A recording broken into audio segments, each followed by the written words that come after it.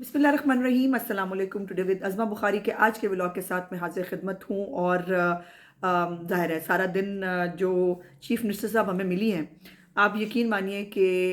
मुझे इसलिए नहीं कि मैं उनकी पार्टी से हूँ या वो मेरी लीडर है तो मैं ये बात कर रही हूँ। जितना पैशन, जितना जज्बा, जितनी डेडिकेशन मुझे उनके अंदर नज़र आ रही है पंजाब के हालात बदलने की, यकीन माने कि अल्लाह पाक उनको हिम्मत दे। और अगर वो 70% भी, बल्कि चले 50% भी करने में कामयाब हो गई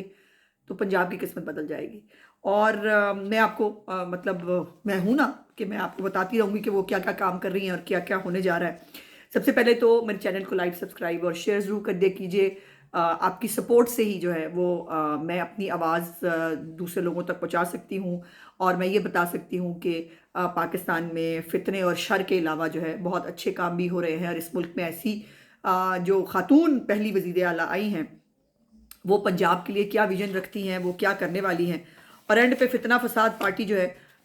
उसके बारे में भी थोड़ी सी बात कर लेंगे अगर हमारा दिल चाहा तो। वैसे कोई इतना ज़्यादा ज़रूरी नहीं है उनके बारे में बात करना।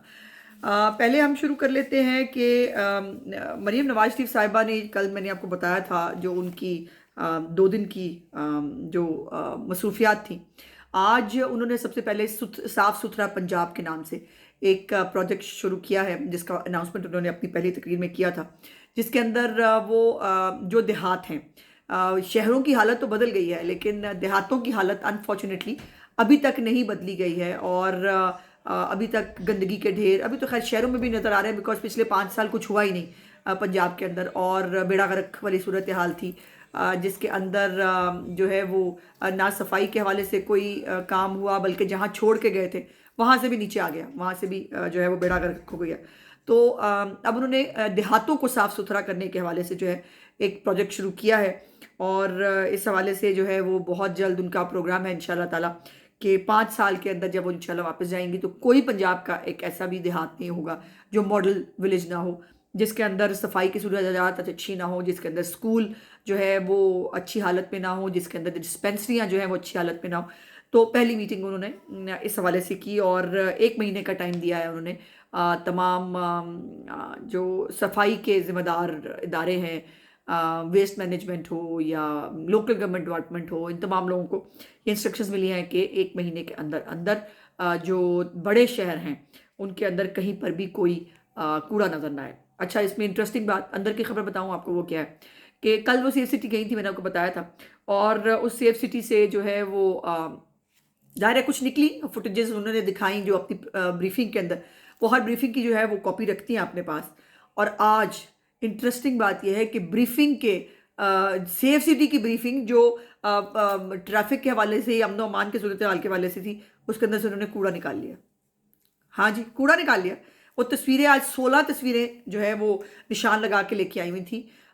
इसका मतलब ये है कि वो घर जाने के बाद भी जो ब्रीफिंग्स, जो चीज़ें लेके जाती हैं उसके ऊपर भी होमवर्क करती हैं। और उसके ऊपर वो निशान लगा के लेके आई कि ये जगह हैं जहाँ पर दिखाई उन्होंने ट्रैफिक थी लेकिन पीछे उनको कूड़ा भी नज़र आ रहा था। तो उन्होंने कहा ये यहाँ पे कूड़ा कैसे पड़ा है। तो इस हवाले से जो है वो भी बात हुई। उसके बाद उनकी मीटिंग थी सेहत की सहूलियात के हवाले से। और उन्होंने हुक्म दिया है कि जितने भी RHCs हैं, BHUs हैं, basic health units, rural health units या तहसील हेडक्वार्टर्स के जो अस्पताल हैं, इनको जो है रीवैम्प फौरी तौर पर करने के लिए उन्होंने कहा कि जितना फंड आपको चाहिए वो देंगी। और उन्होंने 90 डेज़ का प्लान मांग लिया है हेल्थ डिपार्टमेंट से कि वो बताएं कि 90 डेज़ के अंदर वो क्या करने जा रहे हैं और किस तरह से हालात बेहतर होंगे। फिर फ्री मेडिसिन और जो फैसिलिटीज़ हैं हेल्थ की, जिसके अंदर लेबॉर्ट्रीज़ का क़याम जो है सरकारी अस्पतालों के अंदर, उसके ऊपर जो है उन्होंने प्लान मांग लिया है, जिसके ऊपर 1 हफ्ते का टाइम उनको दिया गया है कि इस हवाले से बताएं। और सबसे इम्पॉर्टेंट इंटरेस्टिंग बात यह है कि मैडम चीफ मिनिस्टर साहिबा जो हैं वो मॉडल हॉस्पिटल्स जो हैं वो बनाना चाहती हैं। और उन्होंने उसके ऊपर होमवर्क मांगाया है कि कौन से 3 ऐसे शहर हो सकते हैं कि जहाँ पर बड़े मॉडल, जिसको मेडिकल सिटी का नाम दिया गया है, जिसके अंदर तमाम तर सहूलियात होंगी, टेस्ट की भी और बाकी भी हर तरह का जो है वो बीमारी का इलाज होगा। तो उसकी उन्होंने 1 हफ्ते के अंदर उसके बारे में भी रिपोर्ट मांग ली है। उसके बाद जो 6 से 8 हफ्ते के बीच में جو ایمرجنسی کے اندر جتنی بھی سہولیات چاہیے وہ دوائیوں کے حوالے شکل میں ہو، وہ کسی بھی اور آپ کو پتہ ہے الٹرا ساؤنڈ مشینیں ہوتی ہیں، بہت ساری مشینیں جو خراب ہیں یا ٹھیک نہیں ہیں، اس کے بارے میں انہوں نے جو ہے وہ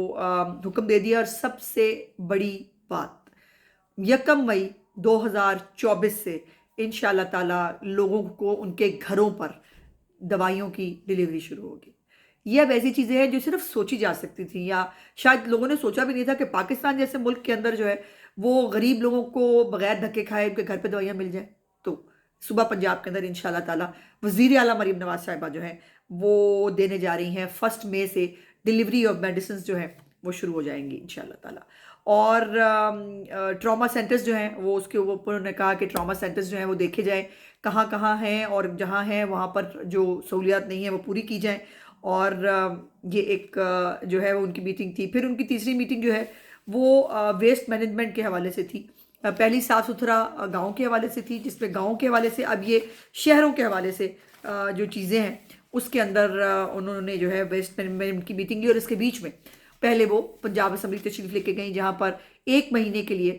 جو ہے وہ ایڈوانس بجٹ لیا گیا، بیکاز تنخواہیں ادا کرنی ہیں، اور یہ ایک لیگل ریکوائرمنٹ تھی جس کو پورا کرنا تھا. اور 31 مارچ سے پہلے پہلے جو ہے وہ پنجاب کو اپنا بجٹ دینا ہوگا، بیکاز جو ہے یہ اس سے پہلے بجٹ جو ہے وہ ختم ہو گیا ہوا ہے. سو وہ پنجاب اسمبلی تشریف لے کے گئی ہیں، اور جو بہت اچھا ان آنکھوں نے، بلکہ پورے پنجاب نے، پورے پاکستان نے، پوری دنیا نے دیکھا، وہ یہ ہے کہ آپ کو یاد ہوگا کہ انہوں نے اپنی پہلی تقریر کے اندر اپوزیشن کو ساتھ چلنے کی، تعاون کی دعوت دی تھی. اور میں نے آپ کو بتایا تھا کہ 6 مرتبہ انہوں نے اس بات کا ذکر کیا تھا. آج اس کا عملی نمونہ انہوں نے پیش کیا کہ وہ خود چل کر اپوزیشن لیڈر کی سیٹ پر گئیں، اور وہاں جا کر انہوں نے کہا کہ میں اس دن بھی چاہ رہی تھی کہ آپ لوگ ہاؤس میں ہوتے، اور میں آپ سے جو ہے آپ کو ملنا چاہتی تھی، آپ سے بات کرنا چاہتی تھی. اور انہوں نے بھی، رانا آفتاب صاحب جو ہیں انہوں نے بھی اچھے طریقے سے جو ہے وہ خیر سگالی کا پیغام دیا. تو مریم نواز صاحب نے اپنا پہلا قدم بڑھا دیا ہے. اب یہ اپوزیشن کی مرضی ہے کہ انہوں نے اس کے اوپر تکے کھانے ہیں، یا واقعی جو ہے وہ عزت اور احترام کا جو رشتہ ہے اس کو آگے بڑھانا چاہیے. اب یہ جو ایک جسچر تھا، اس کے بعد اب دیکھتے ہیں کہ پارلیمنی جو ہماری سیاست ہے اس کے اندر کچھ چینج آتا ہے کہ نہیں آتا. ویسے پی ٹی آئی میں یہ ہوتا نہیں ہے، جو بھی کوئی شریفانہ طریقے سے بیہیو کرنا جائے نا اس کو پارٹی سے نکال دیا جاتا ہے، اور اس کو شٹ اپ کال ملتی ہے، خبردار تم نے فساد کیوں نہیں کیا، تم آج تماشا کیوں نہیں لگا کے آئے. تو مجھے ذرا کاٹ کی امید ہے. اچھا، اس کے بعد جی جو میٹنگ تھی وہ ویسٹ مینجمنٹ کے حوالے سے تھی، جس کے اندر 8 جو شہر ہیں ان کے اندر ڈمپنگ، جو جہاں کوڑا ڈمپ کرتے ہیں اس حوالے سے سائٹس کی بات کی. 229 جو ہیں وہ لوکل گورنمنٹ کے جو یونین کاؤنسلز ہیں اور ادارے ہیں ان کے اس پہ ہوئی، اور 2,62,00,000 لوگ جو ہیں انہوں نے کہا کہ اس کے بارے میں ابھی ان کے جو کوڑا ہے اس کے حوالے سے اس کے اوپر جو ہے ابھی کام ہو رہا ہے. اور اس کے بعد جیسے میں نے بتایا کہ سیف سٹی کو انہوں نے کہا کہ کانٹیکٹ کریں اور دیکھیں کہ آپ کا یہ ویسٹ کیوں نظر آ رہا تھا. سو اسٹریٹ لائٹس کو انہوں نے کہا جی ٹھیک کریں، وال چاکنگ ختم ہونی چاہیے، اور جو ہوتے ہیں ڈھکن نہیں جن گٹروں کے اوپر، اس کے اوپر انہوں نے مطلب بہت لمبا چوڑا ان کا ایک کمپریہنسو پلان ہے. پی ایچ اے کو انہوں نے سب سے اچھی، جو مجھے بہت میرے دل کو ٹچ کی، جب پی ایچ اے نے بتایا کہ جی ہم یہ کر رہے ہیں، وہ کر رہے ہیں، جشن بہارا کریں گے وہ، تو انہوں نے کہا کہ آپ کو جو ہے وہ مسیحی برادری کا جو ہے ہمارے بہن بھائیوں کا ایسٹر آ رہا ہے، تو ایسٹر کے حوالے سے بھی پی ایچ اے کو ایک علیحدہ سے کیمپین کرنی چاہیے اپنے مسیحی بھائی بہنوں کی خوشی میں شامل ہونے کے لیے. تو یہ ایک ویو ہے. اس کے بعد وہ ہاسپٹل چلی گئی، سروسز ہاسپٹل، اور وہاں جا کر انہوں نے بغیر بتائے، اچھا یہ میں بتا دوں کہ چھاپا مارتی ہیں اور کسی کو پتہ نہیں ہوتا کہ وہ کہاں جا رہی ہیں. اب وہ آپ پتہ 2 دن پہلے تھانے میں گئی تھیں، اور آج جو ہے وہ ہاسپٹل میں گئی ہیں. وہاں جا کر انہوں نے جو بھی سہولیات ہیں وہ دیکھی ہیں، اور ابھی وہ کسی کو سسپینڈ نہیں کر رہی ہیں. ابھی وہ کسی کو ایک ہوتا نا کہ پوچھ ضرور رہی ہیں اور موقع دے رہی ہیں لوگوں کو اصلاح کا، اگر کوئی اصلاح کر لے تو بہتر ہے. اچھا، کچھ لوگ ہیں جن کی اصلاح نہیں ہو سکتی، اور ان کی اصلاح کیوں نہیں ہو سکتی؟ بیکاز مطلب وہ پتہ نا آپ کو، اللہ پاک بھی کہتے ہیں کہ کفل لگا دیے جاتے ہیں جن کے دلوں پر، ان کو کچھ بھی نہیں فرق پڑ سکتا. مریم نواز صاحبہ کی کل جو سیف سٹی کے اندر جب وہ تشریف لے کے گئی تھی تو ایک ویڈیو بہت وائرل ہے جس کے اندر وہ ایک بچی کے پاس جو 1-5 کی، جو کہ میں وہاں موجود تھی، میں نے وہ لائیو دیکھا ہے، 1-5 جو ہے وہ کس طرح کام کرتا ہے اس کال سینٹر کی بچی کے پاس وہ کھڑی ہوئی، انہوں نے کہا مجھے بتاؤ بیٹے کہ کیسے کرتی ہو، تو وہ کچھ گھبرا رہی تھی نا بچی، انہوں نے کندھے پہ بھی ہاتھ رکھا، انہوں نے کہا بیٹے گھبرانے کی، کنفیوز ہونے کی ضرورت نہیں ہے، تو آپ مجھے آرام سے بتاؤ کہ آپ کیسے کام کرتی ہو۔ اور وہ بچی حجاب والی تھی، اس کو جو ہے وہ بات کرتے کرتے اس بچی کو نہیں خیال رہا کہ اس کے سر سے حجاب نیچے گر گیا، اور تھوڑی دیر انہوں نے ویٹ کیا کہ شاید یہ خود حجاب جو ہے اوپر لے لے، اس بچی نے شاید نوٹس نہیں کیا، تو انہوں نے اپنے ہاتھوں سے ایک ماؤں والی، ایک بڑی بہنوں والی جو ایک شفقت ہوتی ہے وہ نظر آئی، انہوں نے اس اپنے ہاتھوں سے اس کے جو ہے وہ حجاب اس کے سر کے اوپر دے دیا، اور